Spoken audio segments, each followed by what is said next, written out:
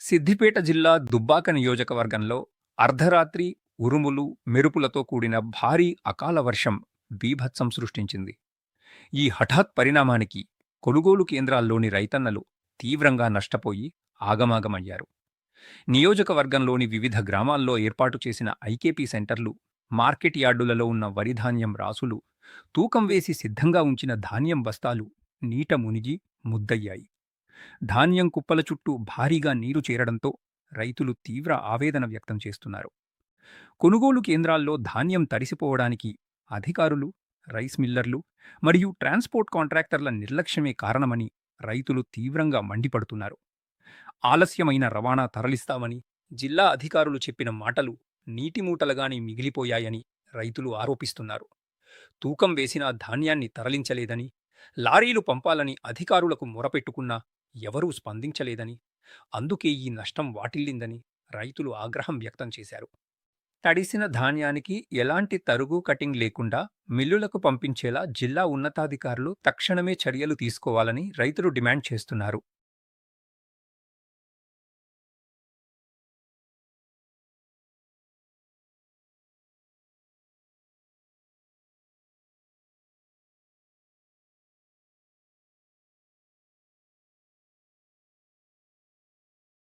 పేరు దుబ్బాక శ్రీనివాసరెడ్డి. నాది నెల 15 రోజులు అవుతుంది కోసి. ఇవాళ కూడా జాలి కోసిన సంచులు ఇచ్చారు. 20 రోజులు అవుతుంది బారదాని ఇచ్చి. ఎప్పుడు అడిగినా రేపు పెడతామంటారు రామాలోళ్ళు. వీళ్ళని అడిగితే వాళ్ళు అట్నే అంటారు. బతిలాడిన కాళ్ళు మొక్కుతాను, దండం పెడతాను, నా పరిస్థితి బాగాలేదని చెప్పినా కూడా రేపు పెడతాం, ఇవాళ పెడతామన్నారు. నిన్న చింతరాజుతో కూడా చెప్పిన అలా వడ్డు దొక్కుతున్నాయి సారు అంటే సేడు నేను పెట్టిపిస్తా తీ అన్నాడు. ఎవరు పెట్టిపించింది లేదు, వచ్చింది లేదు, పోయింది లేదు. వడ్లు నీళ్ళల్లో ఉన్నాయి, పరిశాన్ ఉన్నది. ఏం చేయాలి చెప్పు? రైతుల కష్టం ఇట్లున్నది. వీళ్ళు కరెక్ట్ అమాలోళ్ళు పెడతలేరు కదా, అమాలోళ్ళు పెడతలేరు. ఎందుకు పెడతలేరు? ఈ వడ్లు తక్షణమే జర దయచేసి తీసుకోవాలని కోరుతున్నాం. ఏం లేవు, వడ్లు నీళ్ళల్లో ఉన్నాయి. దుబ్బాక పేరు బట్టు పాప. పచ్చి వడ్లు జాలి పోసి ఎండ పోసి జాలి పోసి పెట్టినాము. వర్షానికి గతవుతుంది రైతులది. పట్టించుకునే నాదులు లేడు. దక్షిణమే ఈ పచ్చి వడ్లను బయలుదేరి కొడితే మొలకలు వస్తాయి. రేపటి వరకు మొలకొస్తుంది. అవి రసమేలు పంపించే ప్రయత్నాలు చేయరు దయచేసి. నెల దగ్గరికి వస్తున్నాయి వడ్లు ఇళ్ళకి తెచ్చి. సంచులు ఇచ్చే వరకే 20 రోజులు వచ్చింది. సంచులు ఇచ్చి 4-5 రోజులు అయింది. ఈ వరకు ఏది లేదు. ఆడనే ఉన్నాయి ఆ గోడ పరదలు కప్పి.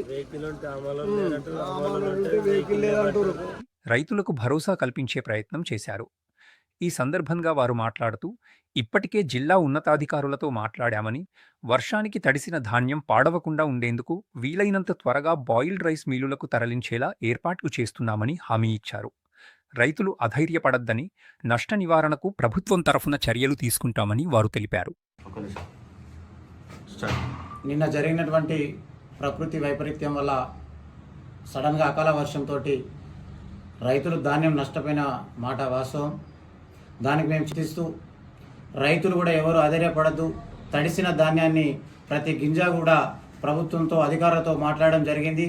ఇంకో గంట వరకు ఒక 3 లారీలను ఏదైతే తడిసిన బస్తాలు ఉన్నాయో వాటిని బాయిల్డ్ రైస్ మిల్లకు తరలించే ప్రయత్నం చేస్తూ ఉన్నాం.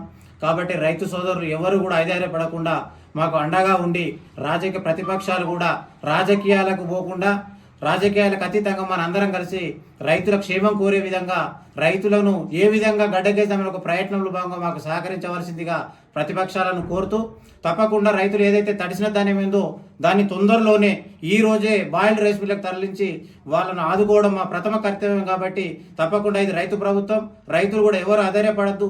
తప్పకుండా రైతులు పండించిన ప్రతి గింజను కూడా రాష్ట్ర ప్రభుత్వం కొనుగోలు చేస్తుందని ఈ సందర్భంగా రైతు సోదరులందరికీ విజ్ఞప్తి చేస్తా ఉన్నాం.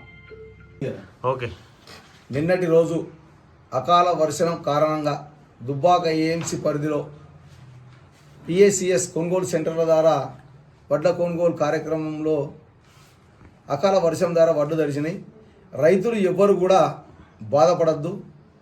నిన్న రోజు రాత్రి వర్షం పడిన తర్వాత 10-11 గంటల ప్రాంతంలో బీఆర్ఎస్ పార్టీ నాయకులు ఇక్కడికి వచ్చి రైతులను రెచ్చగొట్టే విధంగా మాటలు మాట్లాడడం జరుగుతూ ఉన్నది. అది చాలా తప్పైన విషయం. మీ ప్రభుత్వం అధికారంలో 10 ఏళ్ళు ఉన్నప్పుడు కూడా ఎన్నోసార్లు వర్షాలు పడ్డాయి, లారీలు దొరకలే, గోడౌన్లలో నిండలే, లేబర్ పరిస్థితి అన్నీ ఉండే. ఏదో అదునుగా చూసుకొని ఎమ్మెల్యే గారు ఆదేశాల మేరకు మేము ఈరోజు ఏఎంసీకి వచ్చి ఇక్కడ తడిసిన ధాన్యాన్ని చూడడం జరిగింది. చాలా బాధాకరమైన విషయం. రైతుల విషయాలు మనకందరికీ కావలసిన వారి పంటను ఏ విధంగా మనం తరలిద్దాం, రైస్ మిల్లర్లతో ఏ విధంగా మాట్లాడదాం, అమాలి కార్మికులతో ఏ విధంగా మాట్లాడదాం, మనము ఇద్దరం కలుపుకొని రైతులకు న్యాయం చేసే విధంగా ఉండాలి. కానీ ఎమ్మెల్యే గారు చెప్పారు, మేము వచ్చి పరామర్శించడం అనేది చాలా బాధాకరమైన. ఈ ప్రాంతంలో ఉన్నటువంటి శాసనసభ్యులు కొత్త ప్రభాకర్ రెడ్డి గారి సహా అనుచరులే, వారికి సంబంధించినటువంటి రైస్ మిల్ పార్ట్నర్సే, వీళ్ళంతా కూడా ఒకటే. ఎందుకు ఇక్కడ కొనుగోలు జరుగుతలేదు? ఒక్క విషయం రివ్యూ పెట్టి ఆయన ఇక్కడ కూర్చొని ఒక 2 రోజులు ఈ ప్రాంతంలో శాసనసభ్యులు కూర్చుంటే ఈ నియోజకవర్గంలో ఉన్నటువంటి అన్ని వరి ధాన్య కొనుగోలాలు ఈరోజు కోమట్లు ఎప్పుడో వైశ్యులు కొనే పరిస్థితి ఉండే. ఎమ్మెల్యే గారు ఈ ప్రాంతం మీద ఎందుకు చిన్న చూపు చూస్తున్నారు? సౌతి ప్రేమ ఎందుకు చూపెడుతున్నారు? ఒకటి అర్థం చేసుకోవాలి.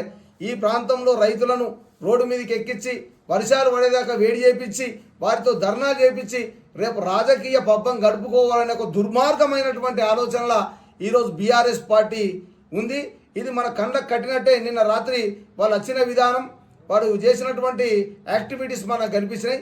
కాంగ్రెస్ ప్రభుత్వం, రైతుల ప్రభుత్వం తడిచిన ప్రతి ఒక్క ధాన్యపు చివరి గింజను కూడా ఈరోజు మేము రైతుల దగ్గర నుంచి కొనుగోలు చేస్తాం. ఎవ్వరు కూడా నష్టపోరు. అది ఎంత కష్టకాలం ఉన్నా కానీ, గడ్డు కాలం ఉన్నా కానీ రేవంత్ రెడ్డి గారి గవర్నమెంటు, గౌరవనీయులు మంత్రి వివేక్ వెంకటస్వామి గారు, అలాగే దుబ్బాక నియోజకవర్గ కాంగ్రెస్ పార్టీ ఇన్ఛార్జ్ శ్రీనివాసరెడ్డి గారు ఇప్పుడే కలెక్టర్ గారితో అందరితో రివ్యూలో కూడా మాట్లాడుతూ ఉన్నారు.